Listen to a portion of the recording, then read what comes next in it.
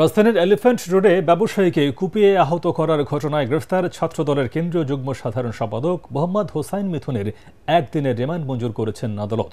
অন্যদিকে মিথুনকে ছিনিয়ে নিতে নিউ মার্কেট থানায় হামলার অভিযোগে গ্রেফতার অন্য ৬ জনকে কারাগারে পাঠিয়েছে আদালত। এদিকে শৃঙ্খলা ভঙ্গের অভিযোগে ছাত্রদলের যুগ্ম সাধারণ সম্পাদক মোহাম্মদ হোসাইন মিথুন ও সহ সাধারণ সম্পাদক রিয়াজুল হাসান রাসেলকে সাময়িকভাবে বহিষ্কার করা হয়েছে।